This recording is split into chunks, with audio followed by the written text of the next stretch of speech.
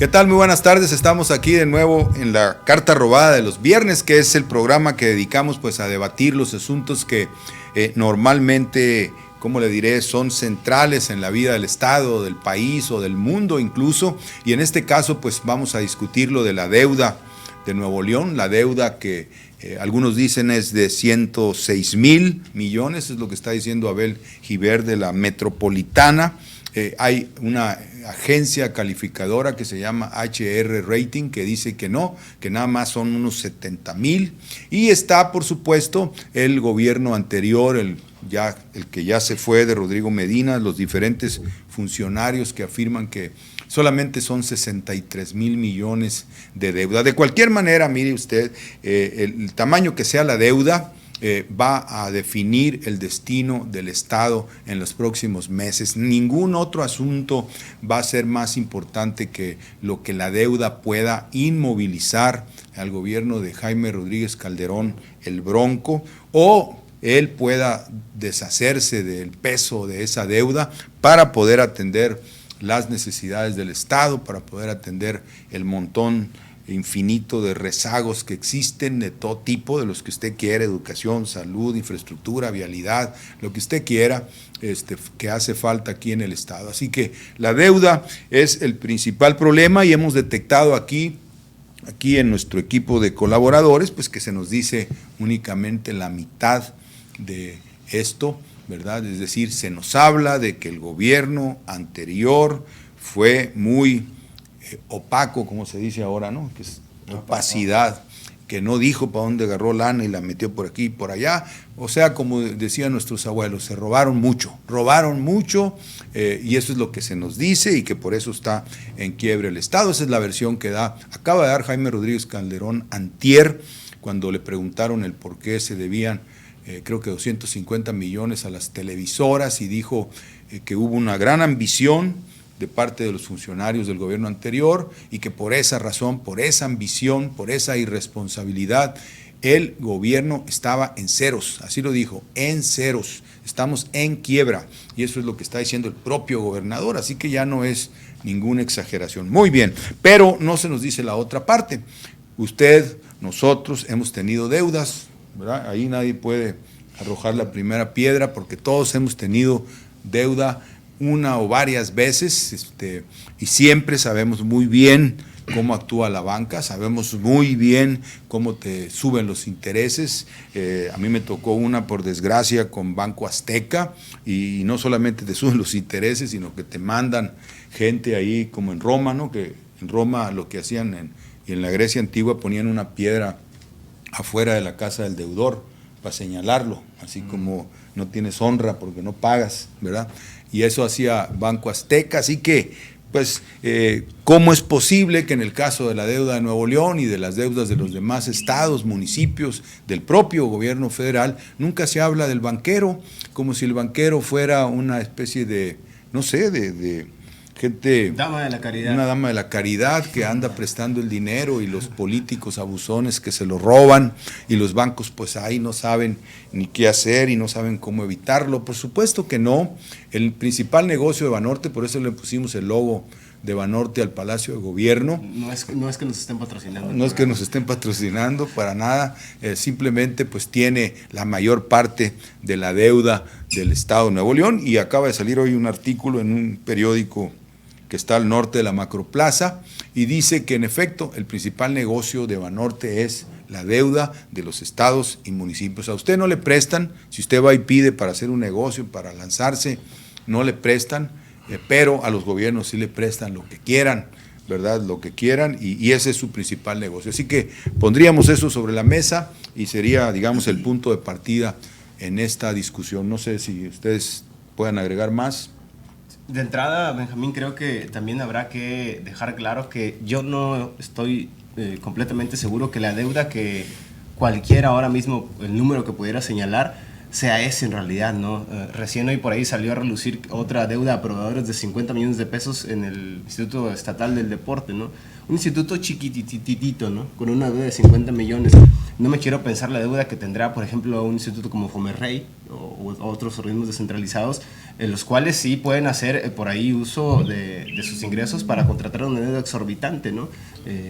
Y los cuales también tienen una plantilla de proveedores mucha más amplia y que seguramente pues eso va a incrementar la deuda, ¿no? Yo no creo que todavía en estas alturas el gobierno actual pueda hacer un corte de caja de cuál es el número real, y tampoco creo que sean por ahí tan transparentes como para decirnos realmente cuál es la deuda final, ¿no? Creo que a final de cuentas habrá por ahí algún manejo que se tendrá que hacer precisamente para no exhibir a instituciones como la que hoy nos patrocina el programa, ¿no? Banorte. No sé qué. Aparte hay que entender otra cosa, ¿no? Dentro de todo este tema, la economía misma funciona en base a la deuda. Si no hay deuda, no hay economía. Yo vi, digo, no sé qué tan cierto sea, ¿no? Pero me llamó la atención que en un documental que vi hace tiempo mencionaban que si todas las personas pagaran sus deudas, si las deudas fueran en determinado momento liquidadas todas por completo, no habría un solo billete en circulación. O sea, la economía entera funciona en deuda. Estados Unidos ahí está como país, ¿no? Supone que es una gran potencia y deben trillones. O aquella que salió de que si ya juntamos la deuda de todos los países y de todos los negocios y todo, cada ser humano debe como cerca de $1,000 millones de dólares. Sí, o sea, es algo, bueno, ridículo. De entrada, en Estados Unidos cada año tienen un problema con elevar la deuda otra vez. Si no se paraliza el gobierno. Por lo menos son más abiertos en cuanto a eso. Dicen, ¿sabes qué? El único camino para el gobierno es la deuda.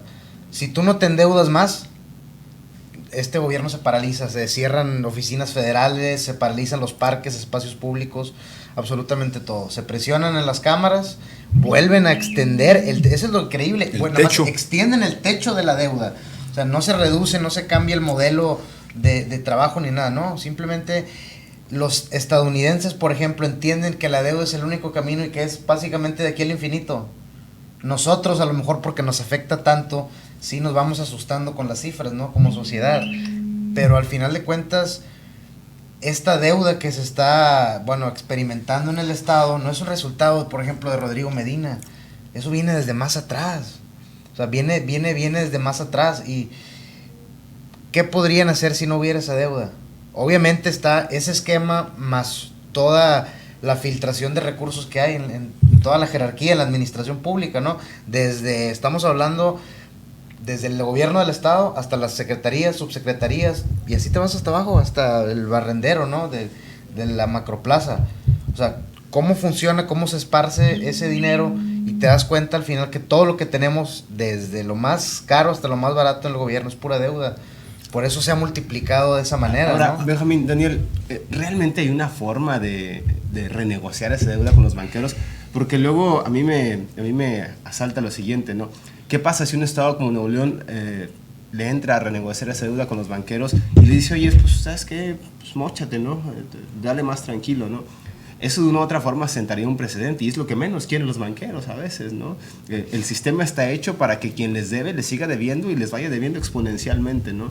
Creo que meterse, o que este gobierno tuviera por ahí los huevos, ¿no? De meterse a renegociar con los banqueros, eso sí sería un precedente bastante considerable. Y pues Bronco dice que tiene muchos. Yo no estoy seguro que le entre a eso. Primero porque quien se encarga a final de cuentas del aspecto financiero, quien se va a encargar del aspecto financiero, es una persona como Fernando Elizondo, que pues literalmente siempre ha estado de rodillas ante... O es banquero. O es banquero. Su familia. Sí, yo quisiera nada más introducir dentro de esto que están ustedes diciendo, la idea de que, bueno, lo que Nuevo León, o lo que está sucediendo con la deuda de Nuevo León, es lo que está sucediendo con la deuda en la mayor parte del planeta. Exacto, o sea, son impagables, son deudas impagables. Yo estuve revisando la renegociación o la reestructura que se hizo en el 2013. En ese momento, según Standard & Poor's, aunque no aparecen los números, en los documentos del gobierno, ¿verdad? Porque el gobierno tiene pues un presupuesto anual que lo presenta, lo anuncia. Y ahí no aparece cómo es que, según Standard & Poor's, antes de la reestructura del 2013, el gobierno estaba destinando el 15% de sus ingresos al puro servicio a la deuda. Entonces la reestructura fue para bajar eso a 5 nada más. ¿Pero a cambio de qué? Entonces, lo que yo calculo, porque los conozco los banqueros, sé cómo operan, es que a estas alturas ellos ya se están yendo sobre lo que se llama el pago en especie, ¿verdad? Es decir, ya sabemos que el gobierno de Nuevo León no va a poder pagar, pero ¿qué tal sus terrenos, qué tal tus edificios, qué tal sus servicios que presta? Porque se los podemos pedir a cambio, es decir, que empiece una ola privatizadora encabezada por Fernando Elizondo, ¿verdad? Que puede ser desde el Parque Fundidora, por ejemplo, ¿no? Que es un espacio todavía público, todavía, el propio Paseo de Santa Lucía, la zona del centro, la ciudad. Me hablaba un amigo que pueden ser que lancen un desarrollo aquí en el centro, ¿verdad? Entonces, que ya tiene infraestructura, que ya tiene agua, que ya tiene luz, que ya tiene todo, y hagan algún proyecto ahí que el gobierno les tenga que concesionar el terreno barato, etcétera. ¿Verdad? Son especialistas en eso, entonces yo creo que ya estamos ante la circunstancia, y por eso creo también que han inflado esto de la deuda, o sea, como que crearon un ambiente en donde la gente se resignara a que está en bancarrota el Estado para poder justificar los recortes que ya empezaron, el 25% de la nómina para afuera, que está bien. Tú dirías, ay, vamos a adelgazar al gobierno, como dice la derecha, ¿no? Es un gobierno obeso, sí, pero ¿a dónde irá a dar esa gente, verdad? ¿Dónde están las oportunidades en el sector privado para esa gente que va a ser, digamos, desempleada? Entonces ya empezaron con el programa, se llama el shock, esas son las recomendaciones típicas, ¿verdad? Córtale aquí, reduce acá, vende todo, lo que acabamos de presenciar en Grecia, que le quitaron las islas. Una doctrina de shock, ¿no? Esa es la doctrina de shock. Entonces, estamos presenciándolo aquí en Nuevo León, pero encubierto, ¿verdad? Como una cortina de humo con toda la historia de la corrupción de los Medina, que creo que es la que le sirve de cobertura a lo que es en realidad un asalto, ¿verdad? Un asalto, una operación de saqueo en contra del Estado. Eso es lo que yo ahorita percibo, ¿no? No sé cómo. Ahora, Benjamín, ¿no te parece que, si bien es cierto esto que mencionas de este gobierno obeso y de esa, por así decirlo, trampa, ¿no? El gobierno sí es obeso, el gobierno sí se tiene que adelgazar, ¿no? El hecho de que a dónde van a ir a parar esa gente, pues bueno, eso no le corresponde al Estado, le corresponde al país como modelo, a final de cuentas, ¿no?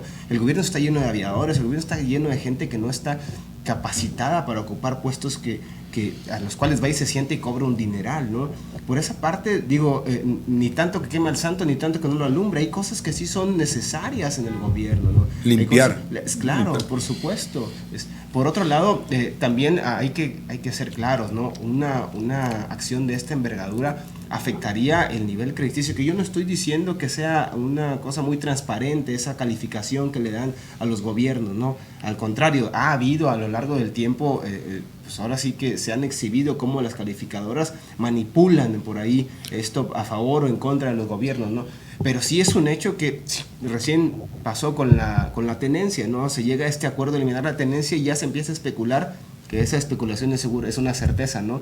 Que la calificación de Nuevo León va a bajar y eso va a aumentar el costo de la deuda a final de cuentas, ¿no? Entonces, esto es tan una bola de nieve, tan un círculo vicioso, tan multifactorial y a la vez tan ensanchado e interrelacionado que no basta solamente con apretar un tornillo, ¿no? Tiene tantos factores alrededor en los cuales no solamente recae en el gobierno del Estado, sino que recae en todo un sistema nacional y supranacional, Benjamín, también. Sí, ahora yo no le echaría solo la culpa de la corrupción y aviadores y todo eso al gobierno. En realidad las mañas del gobierno vienen del sector privado, vienen de la propia banca. Podríamos decir, por ejemplo, que en el caso de las calificadoras y los bancos, los acuerdos que hacen para decir, mira, yo voy a decir que tal y tal para que el gobierno del Estado tenga que pagar más, es equivalente a delincuencia organizada. Y cuando ya bueno, claro. los han acusado en países, en Italia, en otras partes. Canadá mismo. Fíjate, mismo. Ahorita que mencionas lo de Italia, ¿no? Poniendo como referencia un contraste internacional. Yo creo que son dos factores. Uno es la ideología económica y otro es la administración pública en México. Digo, creo que es una parte de razón lo que mencionas, ¿no? El gasto que hace el país para mantenerse a sí mismo en gasto corriente, en burocracia misma, se lleva la gran mayoría del presupuesto, de entrada, ¿no? Eso de entrada. Obviamente las filtraciones de corrupción, los enriquecimientos de los gobernantes, aunque es bastante, y podrá ser demasiado, no representa, vamos, no representa tanto en comparación de la deuda misma o del costo mismo de toda la administración pública. Entonces llega un punto donde eso ya se hace insostenible. Por otro lado, creo que sí hay salidas. Lo que sucede es que nuestra ideología económica personal, que a veces es muy subjetiva, nos impide que hagamos algo. Te voy a decir por qué. Por ejemplo, Benjamín, ahorita que mencionas lo de todos los recortes que va a hacer el gobierno, van a cortar de tajo el 25% de la burocracia estatal. Ok. Tú entiendes que van a ser familias afectadas en su ingreso, en su manera de subsistir y todo. Ok. Pero también hay aquí en la región, en México y aquí específicamente en Nuevo León, una ideología de que si tú pierdes tu trabajo, si tú fracasas o si tú no eres próspero económicamente, no es porque sea un daño en el sistema económico o una deficiencia, un mal funcionamiento, porque tú eres sino un mal que elemento. tú no eres un mal elemento. Perdedor. Eres un perdedor. Claro. Tú no le echas ganas, tú no eres propositivo. ¿Me explico? O sea, El sistema económico nunca va a tener la culpa. proactivo. Es el sistema económico, la administración pública que cuesta mucho y la misma ideología de las personas. Por ejemplo, aquí en México, ¿cómo la vemos? Casi imposible que se resuelva, pero hay países, ¿no? Yo lo vi, Islandia, ¿no? Por ejemplo, que allá los bancos también son lo mismo que aquí. Los bancos entran en quiebra, pero allá lo que hizo el presidente en ese entonces, no desconozco si está todavía, se dirigió hacia la población, les explicaron, públicamente a la sociedad, ¿sabes qué? Los bancos van a tronar, vamos a caer en un bache, pero vamos a salir de ahí, pero todos tenemos que estar conscientes, se van a elevar los impuestos y todo, pero los banqueros ya tronaron, de hecho muchos los metieron a la cárcel. ¿Por qué? Porque ellos especulan, ellos diseñan las quiebras de los lugares, de las regiones, de los países, para después aprovecharse de ello de otra manera. Fíjate, es muy interesante. Ahorita que mencionaron la doctrina del shock, hay un documental de la doctrina del shock y más el libro, ¿no? A mí me llama la atención que en el caso de México, varios periodistas mencionan algo curioso que sucedía, por ejemplo, en Ciudad Juárez, con este boom de la inseguridad. Decía, a medida que llega la violencia en la ciudad, la clase media se va, los más ricos se van, queda una clase trabajadora vulnerable, que pues toda la pequeña y mediana empresa se fue, lo único que quedan son las compañías transnacionales que llegan desde los círculos especuladores de Estados Unidos y de todos lados y se enriquecen. Ellos diseñan las quiebras de los lugares para después llegar y apropiarse, ya sea con terrenos, ya sea implantando sus empresas. ¿Qué está pasando? Fíjate, está quebrando el Estado y se viene y se ponen empresas de todos lados. Kia, van a ampliar Lego, acaban de decir que van a ampliar Lego. ¿Con qué calidad de empleos, además? Ahora, ellos como país quieren mantener sus productos, como le dicen en inglés, el profit, ¿no? La ganancia con la calidad estadounidense, pero pagando una miseria en mano de obra. Entonces, eso es lo que hemos sido México. En general, eso hemos sido. Nuestro desarrollo como país solamente se puede, ya de manera contemporánea, relacionar con la apertura, con que las empresas vengan y nos salven, nos den vida, nos den trabajo, ¿no? En el caso de Islandia, Dani, el primer ministro renunció, ¿sí? Se convocó a elecciones y no solo eso, sino que se convocó a que se hiciera una nueva constitución. Y hubo ahora sí que un turnover completo en el gobierno, ¿no? Y yo quiero ser muy claro en esto. Yo creo que para que haya una renegociación con la banca, eso no va a venir propiamente o porque sí de parte del gobierno. Tiene que haber una presión social muy amplia. El gobierno no le interesa hacer esa renegociación porque, no seamos tontos, una parte del gobierno pertenece al círculo de los banqueros. Y los otros, si no pertenecen, quieren pertenecer o quieren que les escurra, ¿no? Ese push tiene que venir desde la sociedad civil. Yo no estoy seguro, realmente, y quizás esto le duela bastante, yo estoy seguro que la sociedad civil de Nuevo León esté preparada para entender el problema de esa magnitud, y segundo, para arrancar un push de tanta magnitud que te obliga al gobierno a renegociar con los banqueros. Es decir, no va a pasar con una marcha como la que ocurrió en noviembre pasado de 5,000 personas, una sola marcha. ¿Cuánto tiempo duraron en Grecia, no? Con marchas y marchas y marchas. Es el sistema que más resiste a los embates de la sociedad civil organizada, es el sistema financiero. Yo no creo que bueno, pero tenemos la ventaja también de que y por eso el ataque al presidencialismo, ¿no? Es decir, el Ejecutivo en México tiene mucho poder. Bronco tiene mucho poder y si tiene lo que él dice que tiene además, puede fácilmente decirle a los bancos, oigan, no se puede, no hay dinero, porque lo que están haciendo los banqueros últimamente es lo siguiente, ya no rescatan, o sea, ya no te prestan para que les pagues, como había venido siendo. el bailout, que se llama eso. Ahora es el bail-in, o sea, te saquean lo que te queda. Claro. Dicen, no te voy a prestar, pero todo lo que tengas me lo vas a dar. Ahora, entonces, y antes que proveedores, me pagas a mí, ¿verdad? Entonces se pueden quedar con la liquidez que tenga el gobierno, que la tiene, ¿verdad? Con las participaciones que le van a llegar, y se pueden quedar con todo lo que sea propiedades del gobierno del Estado, pues decía ahorita, como el Parque Fundidora. Yo creo que en ese brete están, y por eso están insistiendo en que la corrupción de los Medina, es probable que en el momento en que detengan, si es que lo hacen, al papá de Medina y se lo traigan aquí a Topo Chico, en ese momento entreguen el Estado, claro, sí, por supuesto, el golpe, ¿no? Algo así.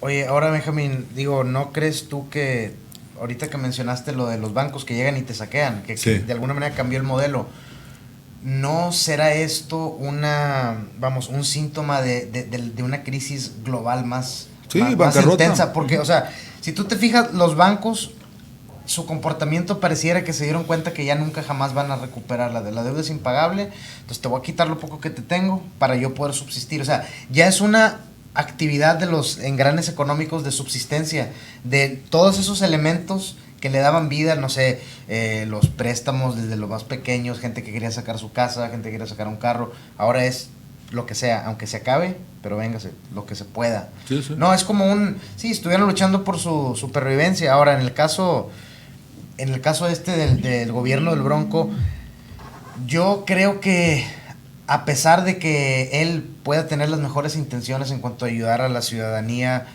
no sé, desde creando infraestructura, escuelas, hospitales, elevando el salario de los maestros, que fue lo que él prometió en campaña, yo no dudo que a lo mejor lo quiera hacer. El problema es que ya en esta dupla con Fernando Elizondo, ya en una plática a fondo de la transición, del plan de gobierno, lo primero que salió fue, hey, pero no se puede, o sea, vamos a batallar inclusive para mantenernos nosotros. Sí, es que lo que... O sea, no podemos hacer nada nuevo, porque así está la cosa. Ahora, sí, pero nomás por eso, abonando a lo que dices, o sea, lo que estábamos viendo, yo lo puse, lo publiqué en el Facebook, lo que pasó fue esto, la elección la ganó Bronco, claro, con un gran apoyo popular, ¿verdad? Claro. 900,000 y pelos de votos. Fernando Elizondo no era nada. Fernando Elizondo nunca atrajo ni siquiera el 8% de la intención de voto, pero él es el que está gobernando. ¿Por qué está gobernando él? Porque lo que se está imponiendo son los axiomas de la revolución conservadora, lo que le llaman neoconservadurismo, ¿verdad? Entonces, bajo esos axiomas, Bronco no tiene entendederas, porque no sabe de qué se trata, porque él no, ¿sí me explico? No sabe que está sometido a una imposición de una ideología, que es lo que Fernando Elizondo le está diciendo. Entonces, seguramente ya lo convencieron de que Medina se llevó la lana en una bolsa, los 60,000. ¿No? Pero yo creo que no, porque mira, Medina nunca cargaría con una bolsa de dinero, porque se despeina. Entonces, mejor prefiere dejar los 63,000 antes que despeinarse un pelito, ¿no? Oye, entonces, seguro, lo tienen dominado ideológicamente y no existe desde la sociedad que lo apoyó, ¿verdad? De la gente, tú le llamas bronco zombies. Y la gente que no era tan zombie, pero que lo apoyó, no existe el planteamiento, porque la gente también fue dominada por esas creencias de que todo es corrupción, ahora, de que todo es robadero. Nada más para abonar rápido lo que comentas, a mí me llamó la atención que yo expresé en mi Facebook, mi descontento por la designación de varios exdirectivos de Banorte en el gabinete estatal, y un comentario de un seguidor del Bronco, que por cierto yo voté por él, porque me parecía en ese momento un experimento interesante. Me sigue pareciendo un experimento interesante en cuanto a la cuestión del sistema político, ¿no? Claro. El acceso al poder y la ciencia política, ¿no? Sí. Pero a la hora de ejercer ya el poder cambia toda la cosa, ya se vuelve algo distinto. Bueno, pero le podemos exigir. Sí, no, claro, pero ahora, el comentario que me ponen es: oye, no, pero ¿por qué criticas eso? Si está, qué bueno, es alguien de Banorte, es alguien que sabe le digo, oye, a ver, o sea, te das cuenta que es como si pusieras en Secretaría de Salud al presidente, no sé, de Coca-Cola, la Iglesia Hermanos de Lutero. O algo así, o sea, sí hay mucha ignorancia en la sociedad, sobre todo porque todo este discurso, Benjamín, de que sí, es que se lo robaron y esto, fue en campaña también implantado mediáticamente a muchos sectores de la población, que todo lo que haga el gobierno está bien, está bien, todo es justificable, todo de alguna manera tiene cierto sentido en esta lógica independiente. Fíjate, en ese punto que mencionas, perdón, de que porque es de Banorte, ellos sí saben. Sí.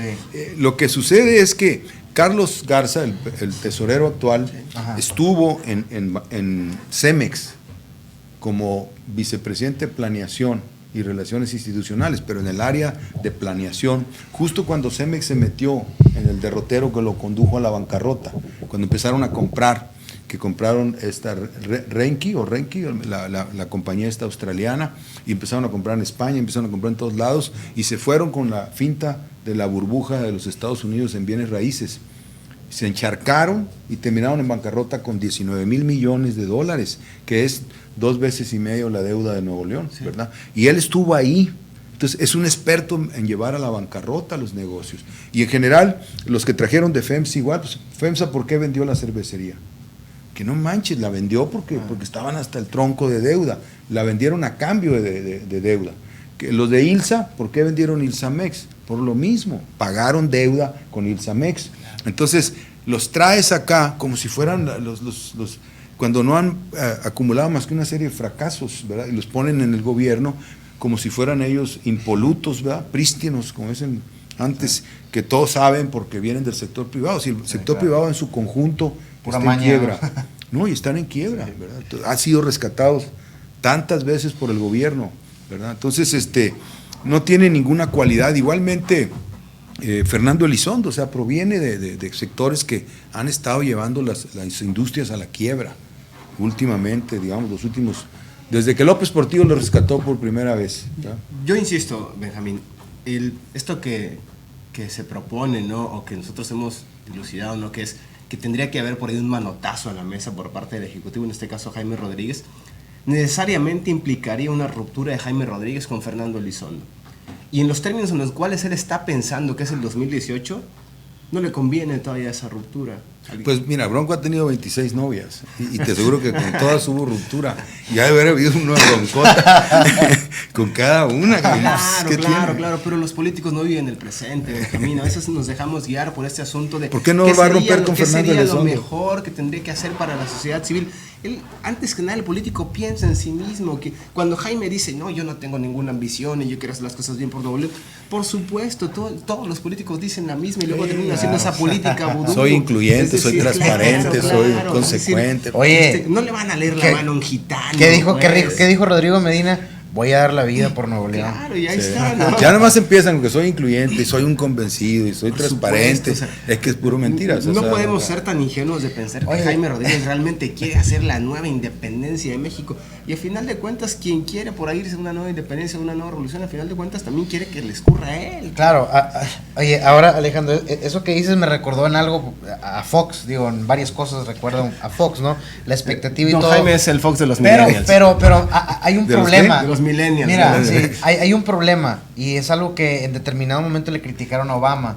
Era de que ellos durante sus primeros años de gestión pensaban que todavía estaban en campaña. O sea, todos lo sostenían con discursos, con esto, con retórica, con oratoria. Y el desencanto a lo mejor dura un poco más en llegar, ¿no? Tardaba más en llegar, pero tarde o temprano llega en algunos sectores. Va a haber otros que se van a quedar siempre apoyándolo.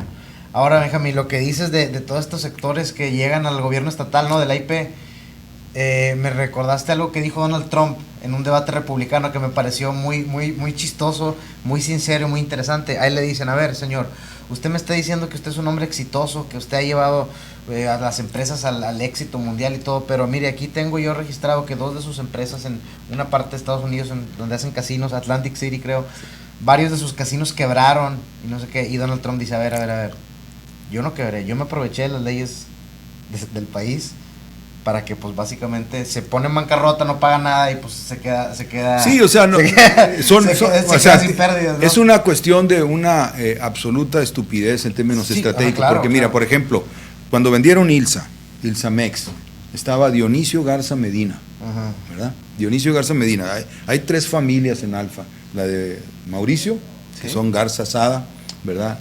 Los Garza Medina y otro que no me acuerdo cuáles eran. El caso es que el tipo vendió el acero y dijo, pero no hay problema, porque con lo que nos van a dar vamos a liquidar la deuda y vamos a entrar a las commodities.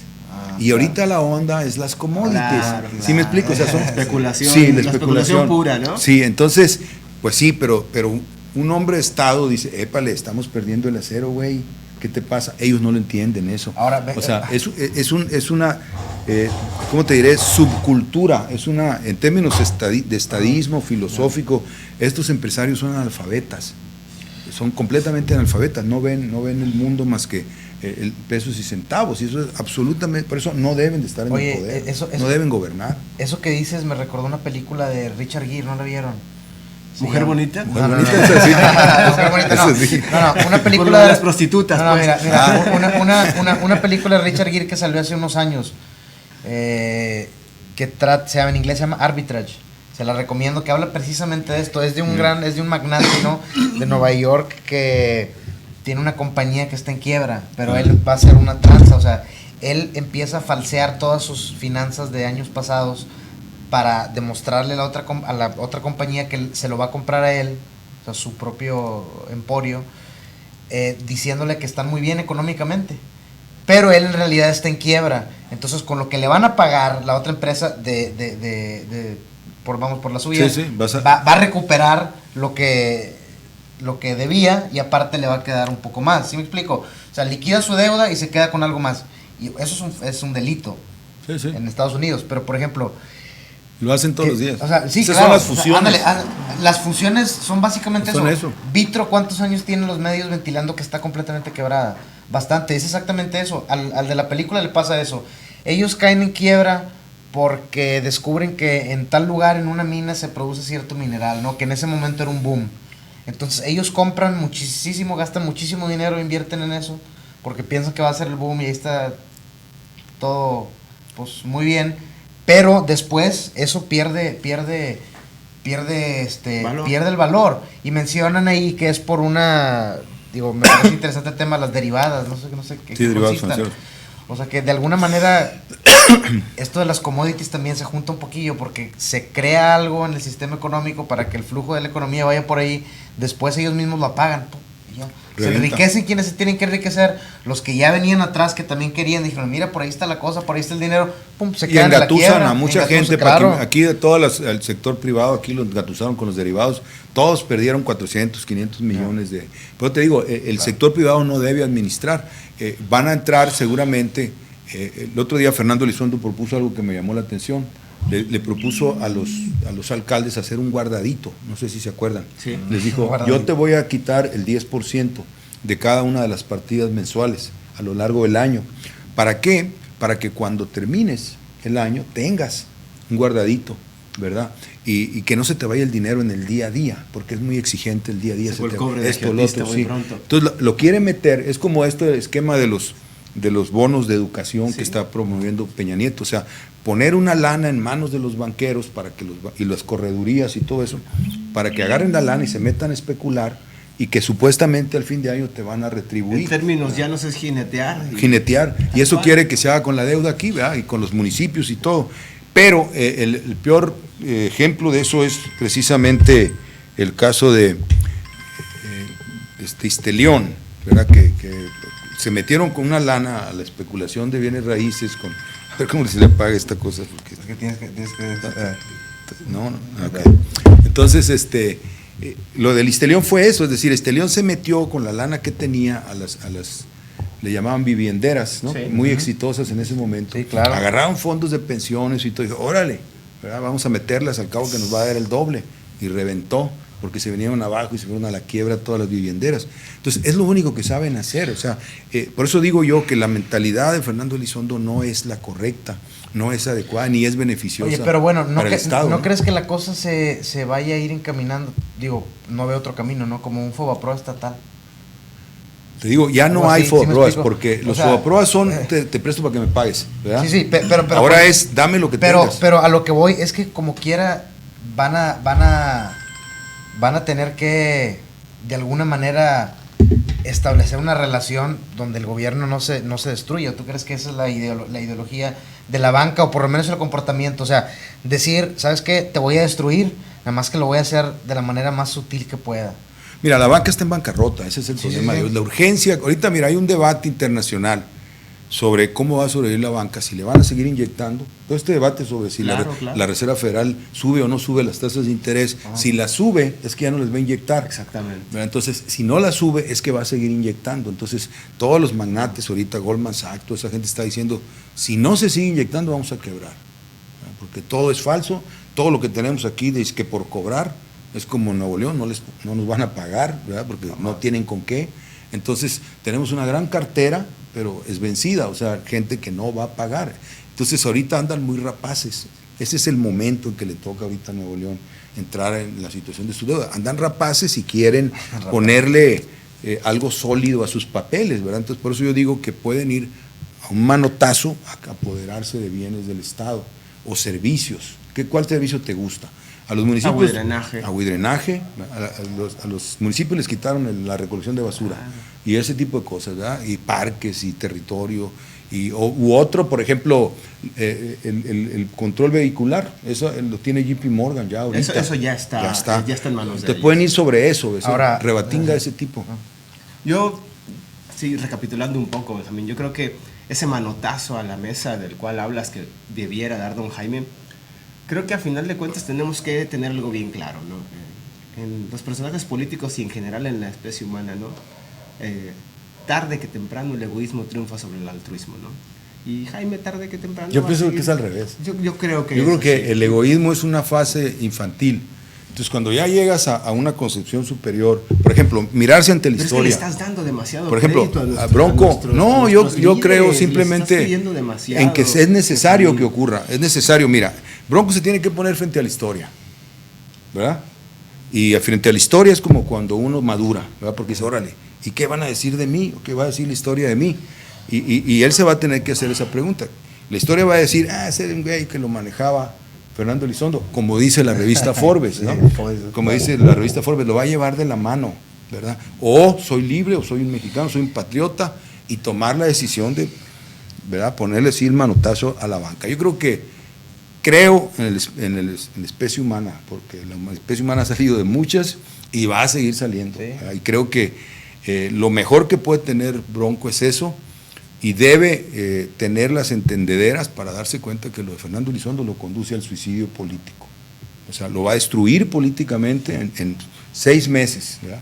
Va a estar completamente desprestigiado y así ni siquiera va a poderle hacer sombra a López Obrador, como seguramente está pensando por su egoísmo. No solo piensa, sino que añora hacerle sombra a López Ya lo trae, Obrador, sí. Entonces, y ese es su... pero no va a poder. Daniel hace un momento, ¿no? En el caso de Obama, que de alguna manera, estando en el gobierno los primeros años, siguió estando en campaña. Creo que esa va a ser la temática de Jaime, seguir estando en campaña viendo el 2018 por el retrovisor. Así es, en eso anda, sí. Esa va a ser su forma entonces, de actuar. Para fines prácticos, desastre de esta influencia. Pensar, es como pedirle peras al olmo, pues, ¿no? Jaime, su forma de pasar a la historia en su concepción, lo dijo en alguna entrevista en el Reforma antes de tomar posesión, yo ya pasé a la historia, yo ya hice lo que nadie hizo. Esa es su forma tan pequeña de pasar a la historia.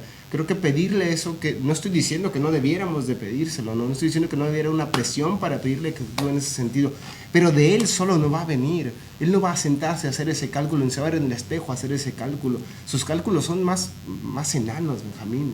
Sus cálculos son más, mira, en un sentido en el libro vaquero propiamente. En el libro vaquero, el vaquero siempre... Jaime no lee mi libro vaquero. Siempre llega a defender a la ciudad de algún malo, pero de algún mal. De una manera muy acá, medio primitiva, ¿no? Pues sí. Oye, pero ahorita que mencionas eso, ¿no? De que yo ya pasé la historia, vuelvo al caso de Fox. Fox, él se concibe a sí mismo como el haber traído la democracia a México. Claro. Mira, un número que me hizo interesante, en un libro de Sergio Aguayo que se llama Vuelta en U, él menciona que Vicente Fox, entra en el tema de la transición fallida, ¿no? De la democracia fallida, que con Fox no se consolidó. Entonces él dice que lo más relevante de Fox en ese sentido es que fue el que más ha viajado, el que más anduvo placeándose por todo el mundo, porque era el que había traído la democracia a México.